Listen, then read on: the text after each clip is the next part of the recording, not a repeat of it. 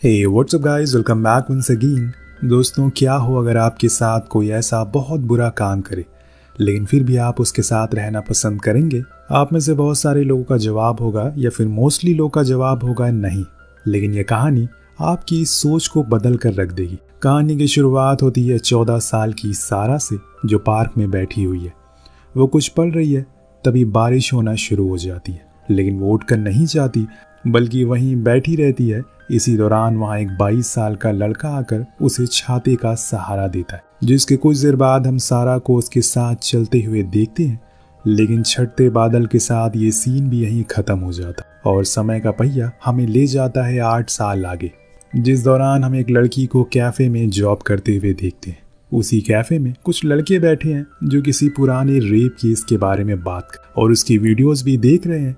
इस चीज के बारे में जब वो लड़की देखती है तो बाहर आकर बैठ जाती है और एक लंबी सांस लेती है। जी हाँ दोस्तों, ये वही छोटी बच्ची है जिसको हमने कहानी की शुरुआत में देखा था, और जिस केस के बारे में लड़के बात कर रहे हैं वो इसी का है। वो लाख कोशिश करती है कि किसी भी तरह करके वो उस अतीत से बाहर निकल सके, पर कुछ यादें हमें दिल में खोटा डालकर बैठ जाती हैं। लेकिन कुछ यादें हमारे दिल में खूंटा डालकर बैठ जाती हैं। सारा अब अपने बॉयफ्रेंड यूहू के साथ लिविंग में रहती है। उसे भी उसके अतीत के बारे में पता है, पर वो इस चीज़ पर ज़्यादा गौर नहीं करता। उसे भी अपने पास्ट को भुलाने की बात करता है और हमेशा की तरह आज भी वो उसे कहता है कि चलो, मेरे घर वाले तुम्हारा इंतज़ार कर रहे हैं, तुमसे मिलना चाह रहे हैं। लेकिन आज भी सारा कुछ बहाना मार के मना कर देती, क्योंकि वो अभी तक उस ट्रॉमा से बाहर नहीं निकल पा रही है। हम एक बार फिर से अतीत में पहुंचते हैं। सारा को सोते हुए देखकर ऐसा लग रहा है मानो उसने कब से ऐसी नींद हासिल नहीं की है। वो एकदम मदहोशी में सो रही है और जब उसकी आंख खुलती है तो वो लड़का उसके सामने बैठा हुआ मिलता है, जिसका नाम है सिड। दोनों एक दूसरे को कुछ देर तक देखते हैं, जिसके बाद सारा पूछती है क्या कुछ खाने को मिलेगा। ऐसे तो वो उसे आइसक्रीम का ऑफर करता है, जिसे खाते खाते सारा उसे बताती है कि उसके डैड की मौत के बाद उसकी मॉम अपने बॉयफ्रेंड के साथ भाग गई और इसके बाद वो अपनी आंट के पास रहती हुई आ रही है। लेकिन अब उसे यहाँ पर अच्छा लग रहा है, वो यहाँ रह सकती है। उसने जिस मासूमियत से इस सवाल को पूछा था, सिड भी उतने ही नरम दिल से गर्दन हिलाकर हाँ में जवाब देता है। लेकिन उसे ये अच्छे से पता है कि ये मुमकिन नहीं है।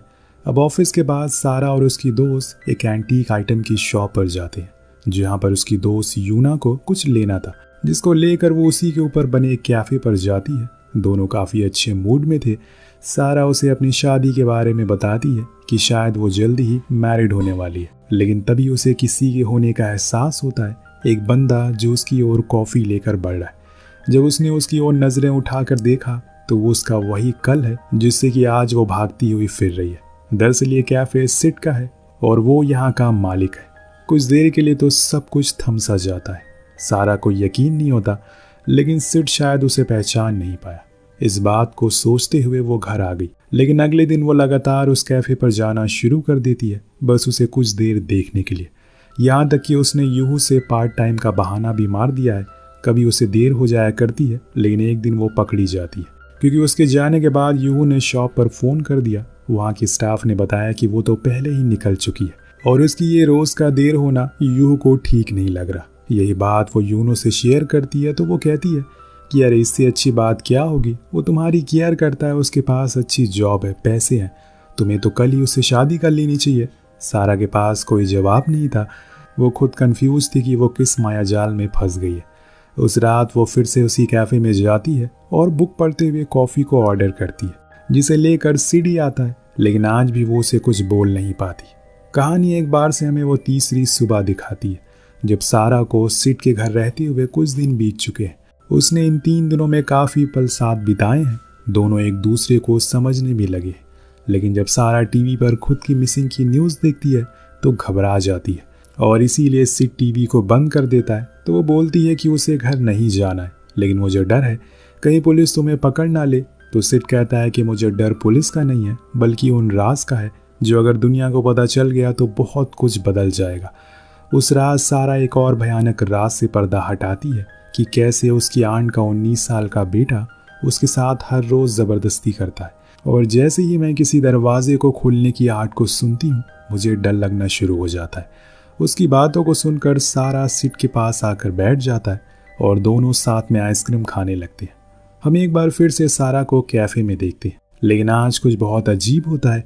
वहां पर यूहू आ जाता है, जिसको देखकर वो थोड़ी हैरान थी और सबसे पहला सवाल यही पूछती है कि तुम्हें यहाँ का एड्रेस किसने दिया। वो बोलता है कि तुम्हें पार्ट टाइम का बहाना मार कर यहाँ की कॉफ़ी पीने आती हो, इसीलिए मैं भी तुम्हारे साथ समय बिताने आ गया।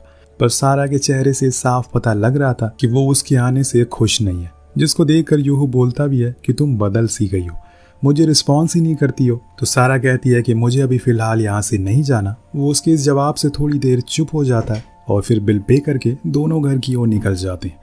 उनके जाने के बाद सिड उसकी ओर देख रहा था, जिससे हमें ये पता चलता है कि सारा का यहाँ होने का एहसास उसे पहले से था, लेकिन उसने अपनी पुरानी यादों को खुरोदा नहीं। अब घर जाने पर यूहू सारा के करीब आने की कोशिश करने लगता है, लेकिन आज उसने मना कर दिया। क्या ये उनके रिश्ते का अंत की शुरुआत है? सोने से पहले सारा ने फिर से वो दिन याद किया जब उसने पहली बार सिड को देखा था। उसे बारिश में भीगते हुए उसने पहला सवाल यही करा कि वो घर क्यों नहीं जा रही है। तो जवाब में कहा कि वो लौट कर नहीं जाना चाहती। तब सिड पूछता है क्या वो उसके घर चलेगी, तो सारा गर्दन हिलाकर हाँ में जवाब देती है। अगले दिन वो उसके कैफे के बाहर ही खड़ी रही पूरा दिन, लेकिन उसके कदमों ने उस चौखट को पार नहीं किया। अब रात होने पर जब कैफे बंद करके सिड बाहर आया तो उसने देखा कि उसके साथ कोई लड़की है। उसने तेज बारिश में उसके घर तक पीछा किया, लेकिन आज वो भी उसे कुछ कह ना सकी। उस अंधेरी रात में जब वो अपने कदम घर की ओर बढ़ा रही थी तो उसे वही दिन याद आता है जब पुलिस ने सिड को लाकर किनारे पर खड़ा कर दिया। सारा खूब चिल्ला रही थी, लेकिन वो फिर भी उसे अपने साथ ले गए। इधर जब वो लौटती है तो देखती है कि यूहू जमीन पर बैठा रो रहा है। उसकी दादी की तबीयत बहुत खराब है, इसीलिए उन्हें वहां जाना होगा। सारा फौरन पैकिंग करती है और गांव के लिए निकल जाती है। वहां यूहू के घर वाले सारा को देखकर बहुत खुश होते हैं। उन्हें सारा बहुत पसंद आती है, लेकिन जब सारा को पता चलता है कि यूहू की दादी की आखिरी इच्छा है अपने पोते की शादी करवाना, तो वो परेशान होकर वॉशरूम आ जाती है और मुंह को तेज तेज धोने लगती है। तभी वहाँ यूहू की छोटी बहन आकर एक अजीब सा सवाल उससे पूछती है, क्या भाई आपको भी मारता है? क्योंकि उन्होंने अपनी सारी गर्लफ्रेंड के ऊपर हाथ उठाए। पर सारा के पास कोई जवाब नहीं होता। अब कुछ दिन बाद जब वो घर आ जाते हैं तो सारा कुछ दोस्त उसे एक सोशल मीडिया पोस्ट दिखाते हैं जिसमें किसी ने उसके पुराने केस के बारे में पोस्ट करा हुआ था और यूहू का रीसेंट एड्रेस भी उसमें लिखा हुआ था, जिसको देखकर वो हैरान हो जाती है क्योंकि अब वो फिर से उसकी जिंदगी खराब नहीं करना चाहती। इसीलिए वो भागते हुए घर की ओर जाती है। उधर जब घर पर यूहू आता है तो सारा घर के बाहर निकल रही थी, जिसे रोककर वो पूछता है कि कहाँ जा रही हो। अब ये सुनकर वो शॉक हो जाती है क्योंकि उसे उसका नाम कैसे पता, कहीं उसने तो उसके बारे में सोशल मीडिया पर पोस्ट नहीं डाला।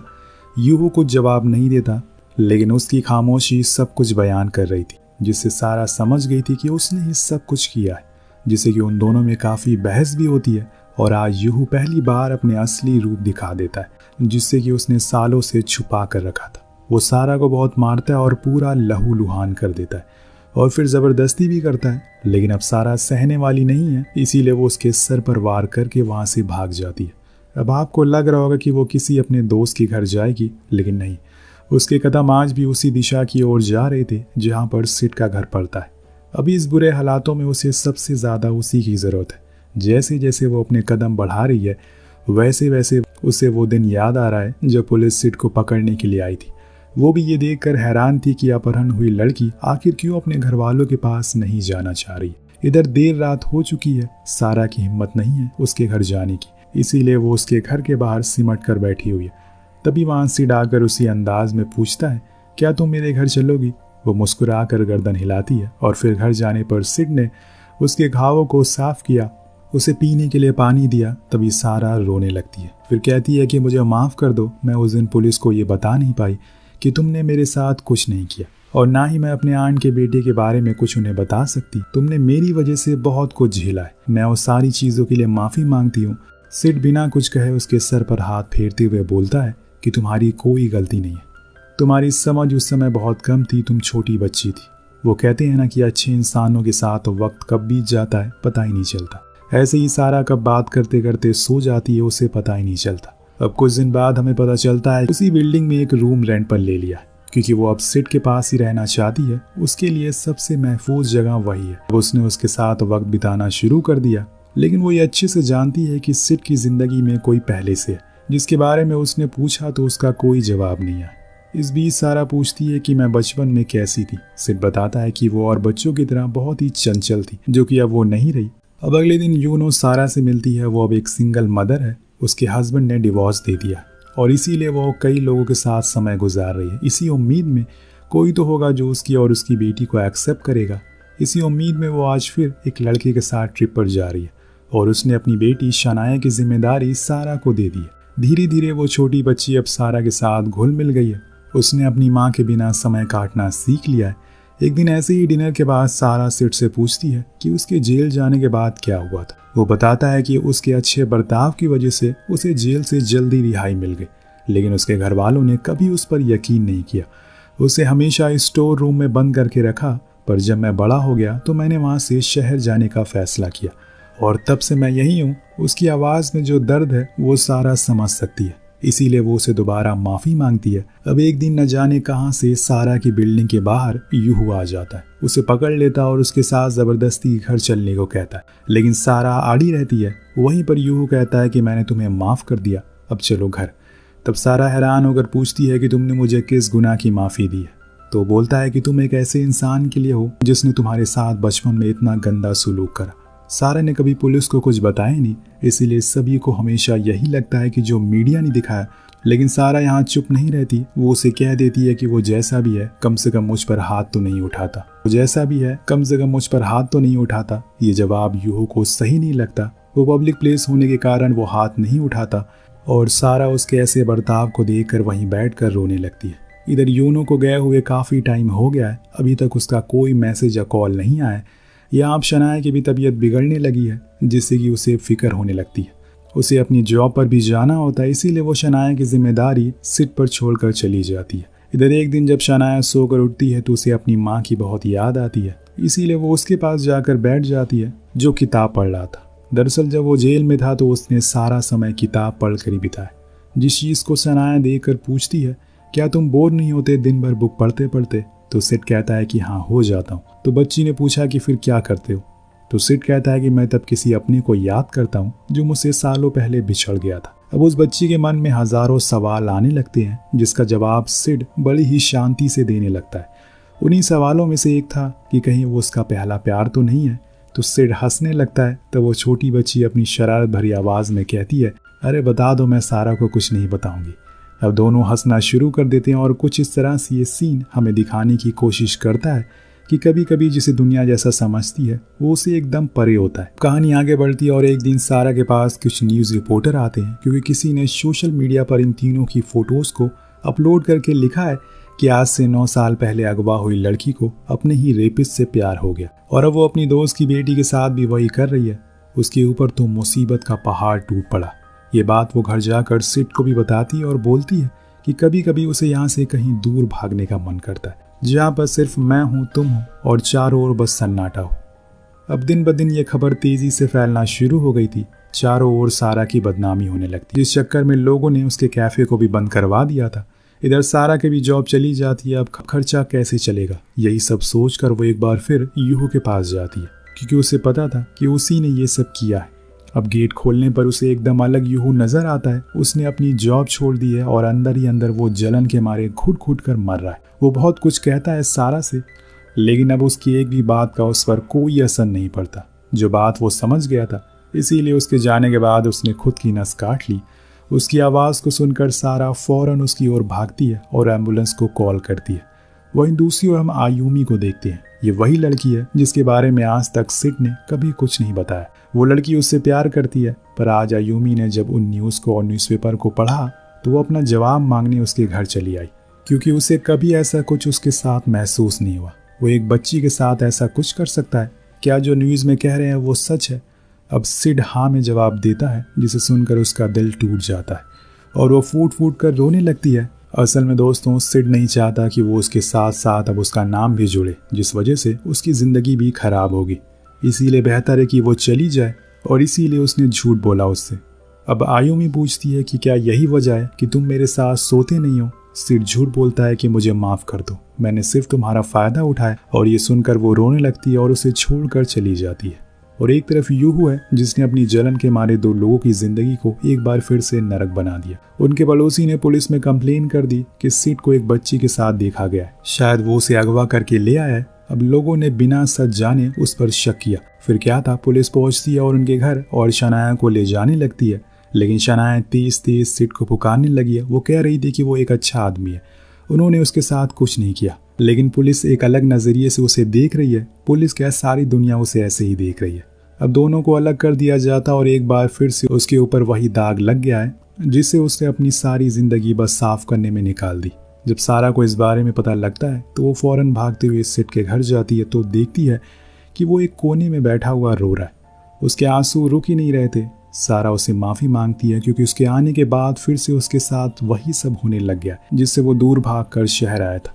पर यहाँ पर और आज भी वो उसके लिए कुछ नहीं कर पा रही है। ये बोलकर वो जाने लगती है। तभी सिड को न जाने क्या होता है, वो खुद के कपड़े उतारने लगा। आज सिड ने 35 साल की जिंदगी में पहली बार उस राज से पर्दा हटाया जिसको उसने सबसे छुपा कर रखा था। वो भले ही बड़ा हो गया लेकिन आज भी उसके शरीर के कुछ अंग, जिसमें उसका प्राइवेट पार्ट भी है, जो किसी नवजात शिशु जैसा ही रह गया है। यही वजह है कि उसने आज तक किसी को अपने करीब आने नहीं दिया। यही वजह है कि हमेशा वो अकेले रहा, चुपचाप रहा और सहमा हुआ रहा। उसने सबसे खुद को अलग माना, लेकिन आज उसने सारा से इस दर्द को बांट लिया। सारा भी उसको समझती है, इसीलिए भागने के बजाय वो उसके साथ खड़ी रहती है। उसे गले लगाकर उसके दर्द को वो समझती है। सारा ने समझाया कि सब कुछ ठीक हो जाएगा, हम कहीं दूर चले जाएंगे, किसी ऐसी जगह पर जहां हमें कोई ना जानता हो। आज बरसों के बाद सिड चैन की नींद सो रहा है। सारा उसे सोते हुए देख रही है। उसी दृश्य का एकदम उल्टा है। जब पहली बार सुबह सारा सिड के घर में सोकर उठी थी तब उसने भी चैन की नींद ली और आज उसे उसका कर्ज चुका रही है। पर आपको क्या लगता है कि सारा को पुलिस को जाकर सब सच बता देना चाहिए कि 9 साल पहले जो हुआ उसमें सिड की कोई गलती नहीं थी? अगर वो ऐसा बोल देती तो शायद आज ही हालत नहीं होती। क्या उसे अभी भी इस बात का डर है कि कहीं कुछ फिर गलत ना हो जाए, या फिर कोई और रीज़न है? नीचे कमेंट करके ज़रूर बताएगा। मिलते हैं अगले वीडियो में। Thank you so much watching. Peace out.